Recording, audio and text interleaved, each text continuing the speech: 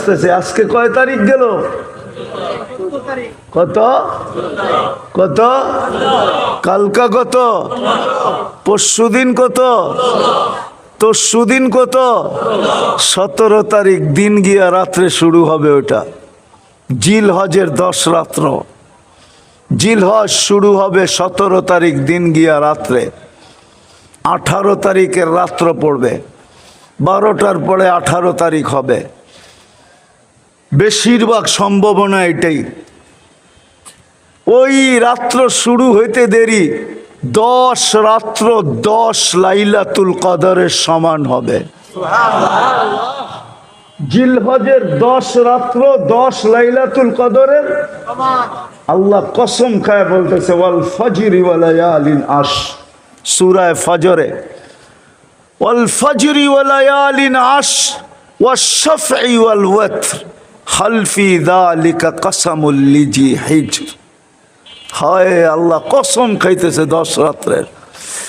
এই জন্য কিতাবে লেখছেন ইমাম বাইহাকি রহমতুল্লাহ আলাইহি হাদিস আনছেন যে এক রাত্র কসম খাওয়ার কারণ, আল্লাহকে যদি প্রশ্ন করি, আল্লাহ রমজানেই তো এক রাত্র 83 বৎসরের লাইলাতুল কদর দিলেন, আবার 1 মাসের 2 মাসের মাথায় আবার কেন দিলেন?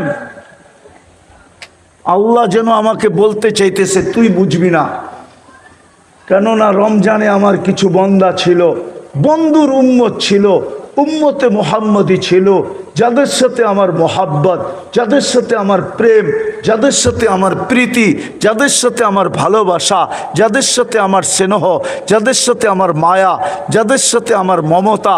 রমজান সিজন ছিল, ফ্যাক্টরি চলতে ছিল, মালিক কোনো সুযোগ দিতে ছিল না যে 24 ঘন্টা কাজ করতে হবে। দোকানদারেরও, মার্কেটওয়ালারও কর্মচারীকে সুযোগ দিতে ছিল না। রমজান কামারি মাস হিসাবে, পয়সা কামানোর মাস হিসাবে এরা বেছা নিছিল। সারা রমজান ব্যস্ত ছিল, ওই রাত্রে ধরতে পারে নাই, ওই রাত্রে পৌঁছতে পারে নাই, ওই রাত্র নিতে পারে নাই। কিন্তু ওরা নিতে পারে নাই দেখা আমি কি ওদের সাথে খারাপ ব্যবহার করব?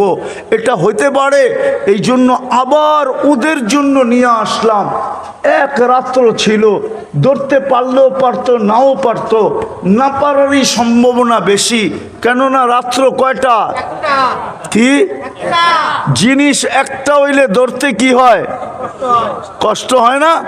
আল্লাহ যেন মোহব্বতের ঢাইলা দিছেন আমাদের উপরে, দিয়া বলছেন একটা ধরতে যখন তোদের কষ্ট হইল 10 রাত